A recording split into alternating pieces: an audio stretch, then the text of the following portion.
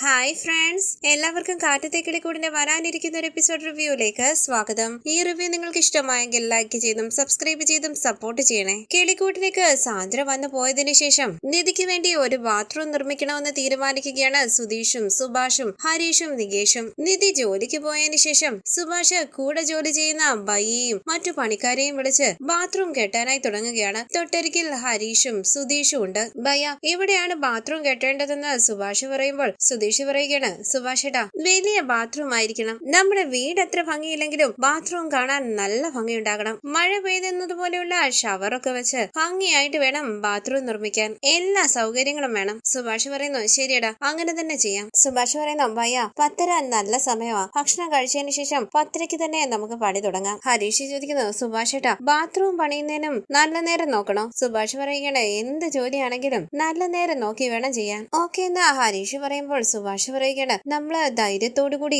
Bathroom കെട്ടാൻ തീരുമാനിച്ചു. ഇതറിഞ്ഞ് വല്യച്ഛൻ ചോദിക്കാനായി വരുമോ എന്നുള്ള ടെൻഷനുണ്ട്. സുധീഷ് പറയുന്നു, ഇങ്ങി വരട്ടെ, ഞാൻ അയാളെ ശരിയാക്കുന്നുണ്ട്. ഹരീഷ് പറയുകയാണ്, എനിക്ക് തോന്നുന്നത് അയാൾ ഇങ്ങോട്ട് വരില്ല എന്നാ. സുനന്ദയുടെ കല്യാണത്തിന് ശേഷം ആ കുടുംബം ഒന്ന് ഒതുങ്ങിയിരിക്കുകയാണ്. സുഭാഷ് പറയുന്നു, നമ്മൾ ഈ സ്ഥലത്ത് എന്തെങ്കിലും ചെയ്യാൻ തുടങ്ങിയാൽ തന്നെ വല്യച്ഛൻ ഓടി വരും. സുധീഷ് പറയുന്നു, അയാൾ വരുന്നെങ്കിൽ വരട്ടെ സുഭാഷേട്ടാ. തുടർന്ന് ഭയ്യ പറയുന്നു, സുഭാഷ് ഭയ്യ, 10:30 ഒരു മിനിറ്റ് എന്ന് പറഞ്ഞ് സുഭാഷ് അകത്തേക്ക് പോകുമ്പോൾ ഹരീഷ് ചോദിക്കണം, സുഭാഷ് എവിടെ പോവാ? സുധീഷ് പറയുന്നു, അറിയില്ലടാ. ഭാസ്കറിനെയും കൂട്ടി സുഭാഷ് അവിടേക്ക് വരുമ്പോൾ സുധീഷ് പതിയെ ഹരീഷിനോട് ചോദിക്കുന്നു, ഇയാളെ എന്തിനാ ഇങ്ങോട്ട് കൂട്ടിക്കൊണ്ടുവരുന്നത്?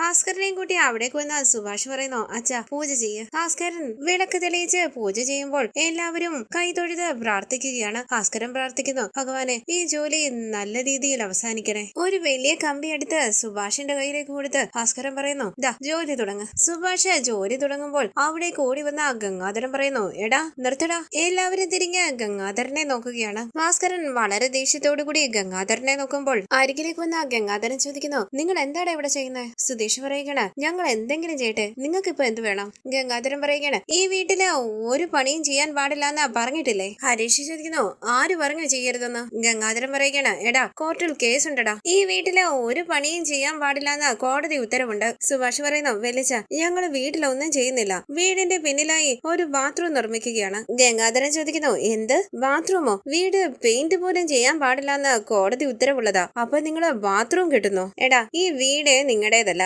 എങ്ങനെയെങ്കിലും ജീവിച്ച് പൊക്കിവട്ടെ എന്ന് കരുതി വെറുതെ വിടുമ്പോൾ ബാത്റൂം ഒക്കെ കെട്ടി സ്വന്തം വീടാക്കാൻ പോവുകയാണോ? സുഭാഷ് പറയുകയാണ്, വെല്ലിച്ച, ഞങ്ങളുടെ വീട്ടിലൊരു പെൺകുട്ടിയുള്ള കാര്യം വെല്ലിച്ചിനും അറിയാലോ. ആ കുട്ടിക്ക് നല്ലൊരു ബാത്റൂം വേണ്ടേ? അതിനുവേണ്ടിയാ ഞങ്ങള് ബാത്റൂം പണിയുന്നത്. സുധീഷ് പറയുന്നു, ഞങ്ങള് ബാത്റൂം പണിയും, നിങ്ങൾ എന്ത് ചെയ്യും? ഗംഗാധരൻ പറയുന്നു, പോലീസ് സ്റ്റേഷനിലേക്ക് പോകൂടാ. കേസുള്ള ഈ വീട്ടില് നിയമപരമായി ഒന്നും ചെയ്യാൻ പാടില്ല. വീട് പുതുക്കാനോ പെയിന്റ് ചെയ്യാനോ ബാത്റൂം കെട്ടാനോ ഒന്നും പറ്റില്ല. കോടതിയിൽ കേസ് നിലനിൽക്കുമ്പോൾ വീടിടിച്ച് നിങ്ങൾ ബാത്റൂം പണിയാൻ പോകുന്നു? സുഭാഷ് പറയുന്നു, ഞങ്ങൾ വീടിടിക്കുന്നൊന്നുമില്ല വെല്ലിച്ച. വീടിന്റെ പിന്നിൽ വെറുതെ കിടക്കുന്ന ഒരു സ്ഥലത്തല്ലേ ബാത്റൂം കെട്ടാൻ പോകുന്നത്? ഗംഗാധരൻ പറയുകയാണ്, ഓഹോ, വെറുതെ സ്ഥലം കണ്ടാൽ നിങ്ങൾ ബാത്റൂം കെട്ടുമോ? നോക്ക്, ഈ സ്ഥലമെല്ലാം നിങ്ങളുടേതാണോ? ഇത് എന്റെ സ്ഥലമാണ്. വീട്ടിലുള്ള സാധനങ്ങളെല്ലാം എടുത്ത് പുറത്തേക്ക് കളഞ്ഞ് നിങ്ങളെ ഇറക്കി വിടുമ്പോൾ മനസ്സിലാകും. സുധീഷ് പറയുന്നു, ഈ വിരട്ടൊന്നും ഇവിടെ വേണ്ട. പോലീസ് സ്റ്റേഷനിൽ പോയി പരാതി കൊടുക്കണമെങ്കിൽ പരാതി കൊടുത്തോ, ഇല്ലെങ്കിൽ വേറെ എവിടെ വേണമെങ്കിലും പോയിക്കോ. നിങ്ങൾ പറയുന്നത് കേട്ട് ഞങ്ങൾ ഭയന്നു പോവുകയൊന്നുമില്ല. ഹരീഷ് പറയുന്നു, സുഭാഷേട്ടൻ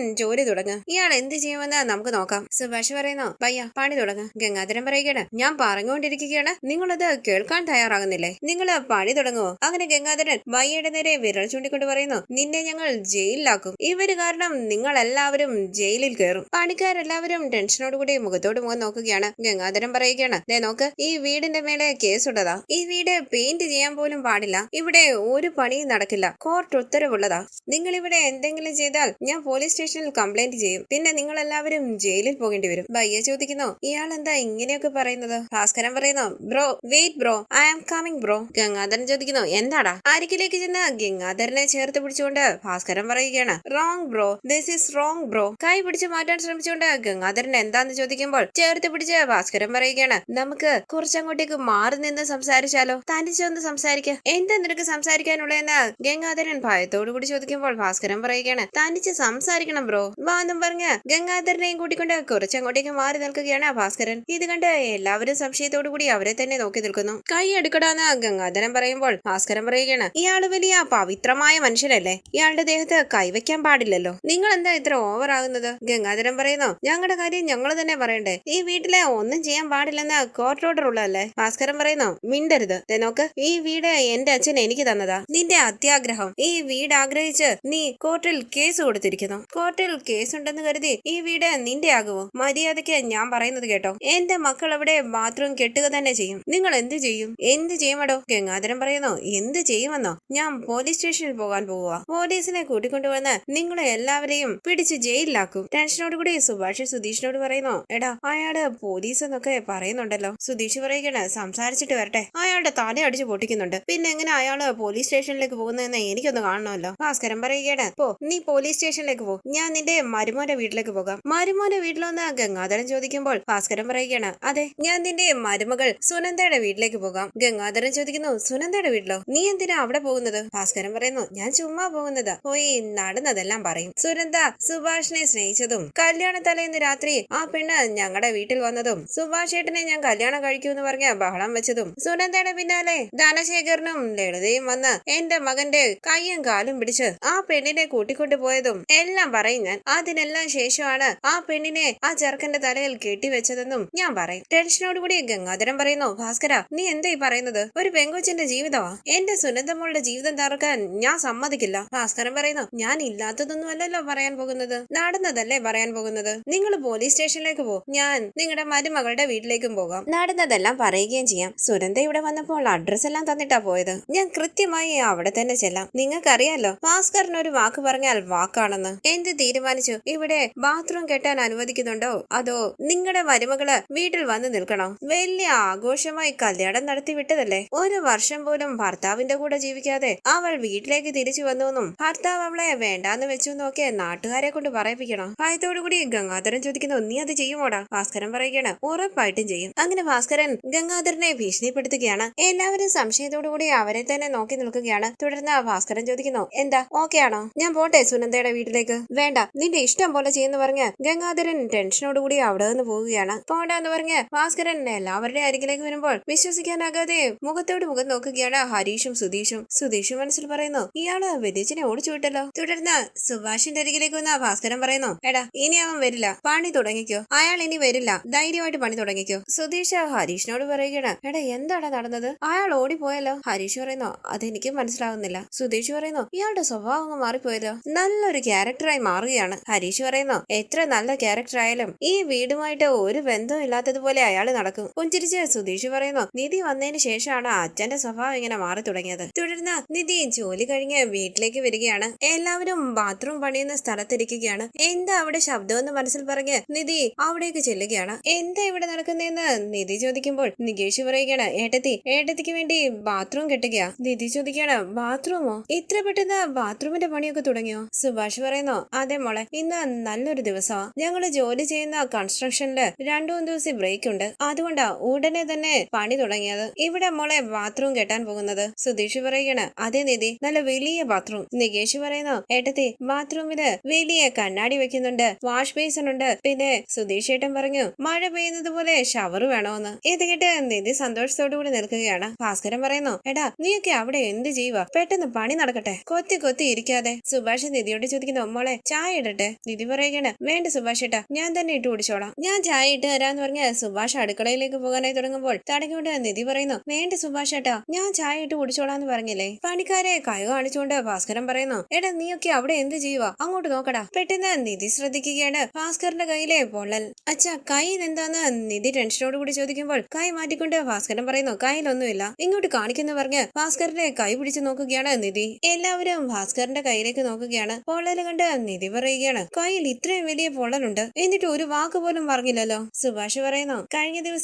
മോൾ ആദ്യമായിട്ട് ജോലിക്ക് പോയപ്പോൾ നികേഷ് പടക്കം പൊട്ടിച്ചില്ലേ, അപ്പം അച്ഛന്റെ കൈ പൊള്ളിയായിരുന്നു. നിധി ചോദിക്കുന്നു, അപ്പൊ സംഭവിച്ചതാണോ? ഇത്രയും വലിയ പൊള്ളലോ? ഹോസ്പിറ്റലിൽ പോയില്ലേ? ഭാസ്കരൻ പറയുകയാണ്, ഇതിനൊക്കെയാണോ മോളെ ഹോസ്പിറ്റലിൽ പോകുന്നത്? ഇത് പതി അങ്ങ് ശരിയായിക്കോളും. നിധി തിരിഞ്ഞ് നികേഷിനെ നോക്കുമ്പോൾ നികേഷ് കുനിങ്ങിരിക്കുകയാണ്. നിധി പറയുന്നു, സുഭാഷ് ഏട്ടാ, കയ്യില് ഓയിൽമെന്റ് എങ്കിലും ഇട്ട് കൊടുക്കണം, വലിയ പൊള്ളലാ. ഭാസ്കരൻ ചോദിക്കുന്നു, എന്താ മോളെ ചുമ്മാ ഇതിനൊക്കെ ഹോസ്പിറ്റലിൽ പോകണം, ഓയിൽമെന്റ് ഇടണമെന്നൊക്കെ പറയുമോ? പണ്ട് ഞാൻ ഉത്തർപ്രദേശിലേക്ക് ലോറി ഓടിച്ചുകൊണ്ട് പോയപ്പോൾ ഒരു ലോറിക്കാരൻ വന്നിടിച്ചു. ഡ്രൈവറുടെ സീറ്റിലിരുന്ന ഞാൻ കണ്ണാടി ഉടച്ച് റോഡിലേക്ക് തെറിച്ചു വീണു. എല്ലാവരും ഞാൻ ചത്തെന്ന് വിചാരിച്ചു. പക്ഷെ ഞാൻ ചാടി എഴുന്നേറ്റ് നിന്നു. അവിടുന്ന് ലോറി എടുത്ത് കറക്റ്റ് ടൈമിൽ ഉത്തർപ്രദേശിൽ ലോഡ് എത്തിച്ചു ഞാൻ. അങ്ങനെയുള്ള എനിക്ക് ഇതൊക്കെ ഒരു പൊള്ളൽ പൊള്ളലാണോ? അങ്ങനെ സന്തോഷത്തോടു കൂടി ജോലിക്കാരുമായി സംസാരിക്കുകയാണ് ഭാസ്കരൻ. നിധി പറയുന്നു, സുഭാഷ് ഏട്ടാ ഹോസ്പിറ്റലിൽ കൊണ്ടുപോയി കാണിക്കണ്ടേ? സുഭാഷ് പറയുകയാണ്, ഞാൻ പറഞ്ഞതാ മോളെ, കേൾക്കണ്ടേ? ഭാസ്കരൻ പറയുകയാണ്, മോളെ നീ ഒരു കാര്യം ചെയ്യുമോ? നീ എല്ലാവർക്കും ഉള്ള ചായ ഉണ്ടാക്കി കൊണ്ടുവാ. ഇവിടെ നിന്നാൽ നീ ഇങ്ങനെ ഓരോന്ന് പറഞ്ഞുകൊണ്ടേയിരിക്കും. ചെന്ന് ചായ ഇട്ടോണ്ട് വാ. ഇത് കേട്ട് നിധി അടുക്കളയിലേക്ക് പോകുമ്പോൾ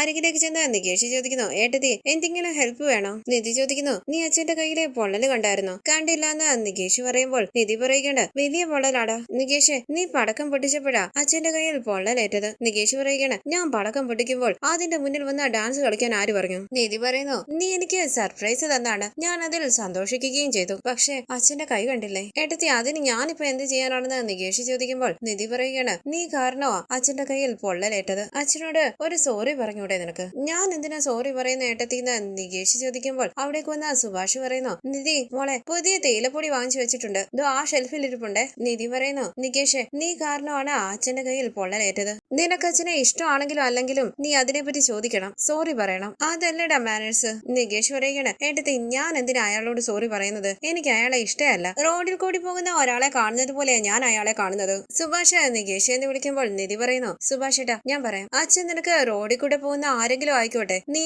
പടക്കം പൊട്ടിക്കുമ്പോൾ റോഡിൽ കൂടി പോയ ആർക്കെങ്കിലും പൊള്ളലേറ്റാൽ നീ സോറി പറയില്ലേ? നികേഷ് പറയുകയാണ്, ഏട്ടത്തി റോഡിൽ കൂടി പോകുന്ന ആളോട് വരെ ഞാൻ സോറി പറയും, പക്ഷെ അയാളോട് ഞാൻ സോറി പറയില്ല. അങ്ങനെ നികേഷ് അകത്തേക്ക് പോകുമ്പോൾ സുഭാഷ് ഉറക്കെ നികേഷ് എന്ന് വിളിക്കുകയാണ്. നിധി പറയുന്നു, സുഭാഷ് ഏട്ടാ വിട്ടേരവനെ. സുഭാഷ് പറയുന്നു, അവൻ എന്തിനാ മോളോട് ദേഷ്യപ്പെടുന്നത്? അപ്പൊ നിധി പറയുകയാണ്, എന്നോടുള്ള ദേഷ്യമല്ല സുഭാഷ് ഏട്ടാ, അച്ഛനോടുള്ള ദേഷ്യ. തുടർന്ന് രാത്രി പാചകം ചെയ്യുന്ന സുഭാഷിനെ സഹായിക്കുകയാണ് നിധി. നികേഷ് അവിടേക്ക് വന്ന നിധിയെ നോക്കുമ്പോൾ നിധിയും സുഭാഷും നികേഷിനെ ശ്രദ്ധിക്കുകയാണ്. എന്താടാന്ന് സുഭാഷ് ചോദിക്കുമ്പോൾ നിധി പതിയെ, സുഭാഷ് ഏട്ടാ മിണ്ടരുതെന്ന് കണ്ണുകൊണ്ട് കാണിക്കുകയാണ്. നികേഷ് ഏട്ടത്തിന്ന് വിളിക്കുന്നുവെങ്കിലും കേൾക്കാത്ത രീതിയിൽ സുഭാഷിനോട് സംസാരിക്കുകയാണ് നിധി. നികേഷ് പറയുന്നു, ഏട്ടത്തി സോറി ഏട്ടത്തി, ഏട്ടത്തി എന്നോട് സംസാരിക്കില്ലേ? നിധി കേൾക്കാത്ത രീതിയിൽ നിൽക്കുമ്പോൾ കണ്ണു നിറങ്ങി കുനിങ്ങി നിൽക്കുകയാണ് നികേഷ്. നിധി ചോദിക്കുന്നു, നീ എന്തിനാടാ കരയുന്നത്? സുഭാഷ് ചോദിക്കുന്നു, നികേഷ് നീ എന്തിനാ കരയുന്നേ? കരഞ്ഞുകൊണ്ട് നികേഷ് പറയുന്നു, ഏട്ടത്തി സോറി ഏട്ടത്തി, ഞാൻ ദേഷ്യം കൊണ്ട് പറഞ്ഞു പോയതാ, ഞാൻ ചെയ്തത് തെറ്റായിപ്പോയി, ഏട്ടത്തിയോട് ദേഷ്യപ്പെടാൻ പാടില്ലായിരുന്നു. നിധി പറയുന്നു, സാരമില്ല നീ അത് വിട്. നികേഷ് പറയുകയാണ്, അയാളോട്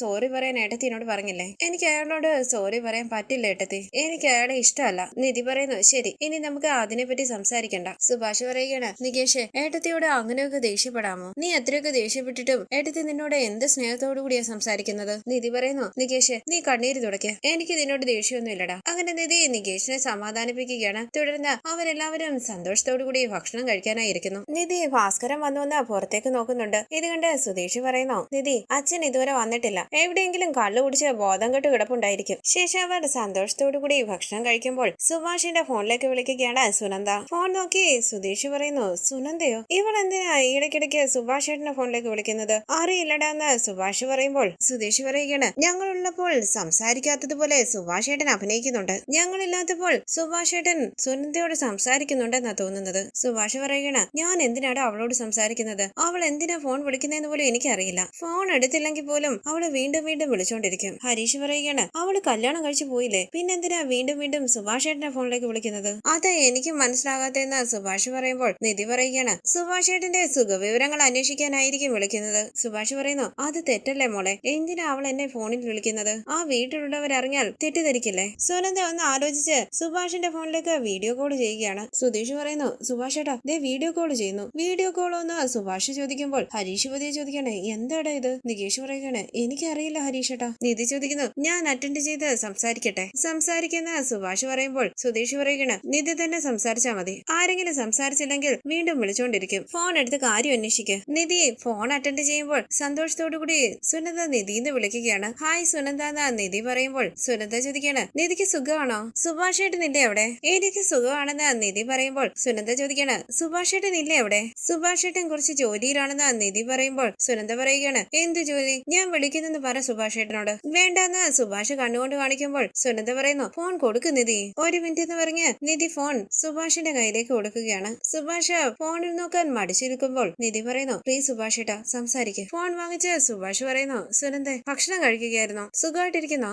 സുനന്ദ പറയുന്നു, ഞാൻ സുഖമായിട്ടിരിക്കുന്നു സുഭാഷ് ഏട്ടാ. സുഭാഷ് ഏട്ടന് സുഖമല്ലേ? എനിക്ക് സുഖമാണെന്ന് സുഭാഷ് പറയുമ്പോൾ സുനന്ദ ചോദിക്കാണ്, സുഭാഷ് ഏട്ടനെ ഞാൻ എത്ര തവണ വിളിച്ചു, സുഭാഷ് ഏട്ടൻ എന്താ ഫോൺ എടുക്കാത്തത്? ജോലിയിലായതുകൊണ്ട് ശ്രദ്ധിച്ചില്ലാന്ന് സുഭാഷ് പറയുമ്പോൾ ജോലി കഴിഞ്ഞിട്ട് ഒന്ന് തിരിച്ചു വിളിച്ചുകൂടെയെന്ന് സുനന്ദ ചോദിക്കുകയാണ്. എല്ലാവരും മുഖത്തോട് മുഖം നോക്കുന്നു. സുനന്ദ പറയുന്നു, പറയുന്നു സുഭാഷ് ഏട്ടാ ഞാൻ എന്റെ വീട് കാണിക്കാൻ വേണ്ടിയാ സുഭാഷ് ഏട്ടനെ വീഡിയോ കോൾ ചെയ്തത്. സുഭാഷ് ഏട്ടാ ഇത് എന്റെ വീടിന്റെ ഹോള്, ഇത് എന്റെ ബെഡ്റൂം. അയ്യോ അതൊന്നും വേണ്ടെന്ന് സുഭാഷ് പറയുമ്പോൾ സുനന്ദ പറയുകയാണ് സുഭാഷ് ഏട്ടാ ഞാൻ കാണിക്കാം, ഇത് എന്റെ ബെഡ്റൂം, ഞാൻ കിച്ചൺ കാണിക്കാമേ. കിച്ചൺ കണ്ടില്ലേ സുഭാഷ് ഏട്ടാ, വീട് എങ്ങനെയുണ്ട്? നന്നായിട്ടുണ്ടെന്ന് സുഭാഷ് പറയുമ്പോൾ സുനന്ദ പറയുകയാണ് സുഭാഷ് ഏട്ടാ ഇവിടെ എല്ലാവർക്കും എന്നോട് നല്ല സ്നേഹമാണ്, എല്ലാവരും നല്ല ആൾക്കാരാ. സുഭാഷ് പുഞ്ചിരിച്ച് തലയാട്ടുമ്പോൾ സുനന്ദ പറയുകയാണ് ഞാൻ ചേട്ടന്റെ ഫോൺ കൊടുക്കാമേ. ചേട്ടാ ദേ സുഭാഷ് ഏട്ടൻ ചേട്ടനോട് സംസാരിക്കണമെന്ന് പറയുന്നു. പെട്ടെന്ന് ഫോൺ കട്ട് ചെയ്യുകയാണ് സുഭാഷ്. ഫോണിലേക്ക് നോക്കി വിഷമത്തോടു കൂടി നിൽക്കുകയാണ് സുനന്ദ. സുധീഷ് ചോദിക്കുന്നു സുഭാഷ് ഏട്ടാ ഈ പെണ്ണിന് എന്താ വട്ടാണോ? നികേഷ് പറയുന്നു ഇങ്ങനെ പോയാൽ അവര് പെട്ടെന്ന് തന്നെ ഡിവോഴ്സ് ആകുമെന്ന് തോന്നുന്നു. അയ്യോ അങ്ങനെയൊന്നും പറയല്ലെന്ന് സുഭാഷ് പറയുമ്പോൾ സുധീഷ് പറയുകയാണ് പിന്നെ എങ്ങനെ പറയണം, കല്യാണം കഴിഞ്ഞിട്ടും സുഭാഷ് ഏട്ടനെ വിളിച്ച് ഇങ്ങനെയൊക്കെ സംസാരിക്കാമോ? നിധി പറയുന്നു അങ്ങനെയൊന്നുമില്ല, സുനന്ദ ഹസ്ബൻഡിനെയും കൂട്ടി വന്ന് നമ്മളെ എല്ലാവരെയും പരിചയപ്പെടുത്തിയതല്ലേ. സുഭാഷ് പറയുകയാണ് എന്താണെങ്കിലും ഇങ്ങനെ ഫോൺ ചെയ്യുന്നത് തെറ്റല്ലേ മോളെ, വീടെല്ലാം കാണിക്കുന്നു, ഭാഗ്യത്തിന് അവിടെ ആരും ഇല്ലായിരുന്നു, ആരെങ്കിലും കണ്ടിരുന്നെങ്കിൽ എന്താകുമായിരുന്നു. സുനന്ദ വീണ്ടും സുഭാഷിന്റെ ഫോണിലേക്ക് വിളിക്കുമ്പോൾ സ്വിച്ച് ഓഫ് ആണെന്ന് പറയുകയാണ്. സുഭാഷ് പറയുന്നു കല്യാണം കഴിഞ്ഞ് ഒരു നല്ല ജീവിതം കിട്ടിയിട്ടുണ്ട്, സന്തോഷമായിട്ട് അവക്ക് ജീവിച്ചൂടെ. നികേഷ് പറയുകയാണ് സുഭാഷ് ഏട്ടാ ബ്ലോക്ക് ചെയ്തേര്. അങ്ങനെ പറഞ്ഞാൽ എന്താണെന്ന് സുഭാഷ് ചോദിക്കുമ്പോൾ നികേഷ് പറയുകയാണ് ബ്ലോക്ക് എന്ന് പറഞ്ഞാൽ അറിയില്ലേ, ബ്ലോക്ക് ചെയ്താൽ കോള് തനിയെ കട്ടായി പൊക്കോളും, കോള് വന്നത് ഫോണിൽ കാണിക്കത്തുമില്ല, അതൊക്കെ എന്തിനാണ് ചെയ്യുന്നതെന്ന് സുഭാഷ് ചോദിക്കുമ്പോൾ സുധീഷ് പറയുകയാണ് അങ്ങനെയാണെങ്കിൽ സുഭാഷ് ഏട്ടന്റെ മനസ്സിലും എന്തോ ഉണ്ട്. സുഭാഷ് പറയുന്നു മിണ്ടാതിരിക്കട, ഇനി അവള് ഫോണിൽ വിളിക്കുകയാണെങ്കിൽ ഞാൻ സംസാരിച്ചോളാം അവളോട്, ഞാൻ സുനന്ദയെ പറഞ്ഞ മനസ്സിലാക്കിക്കോളാം, നിങ്ങള് ഭക്ഷണം കഴിക്കുക. ഇത് കേട്ട് എല്ലാവരും സുഭാഷിനെ ഒന്ന് നോക്കിയിട്ട് ഭക്ഷണം കഴിക്കുകയാണ്. നിധിയും സുധീഷും സംശയത്തോടു കൂടി മുഖത്തോട് മുഖം നോക്കുന്നുണ്ട്. ഈ സീരിയലിന്റെ കൂടുതൽ വീഡിയോസിനായി ചാനൽ സബ്സ്ക്രൈബ് ചെയ്ത് സപ്പോർട്ട് ചെയ്യണേ. താങ്ക്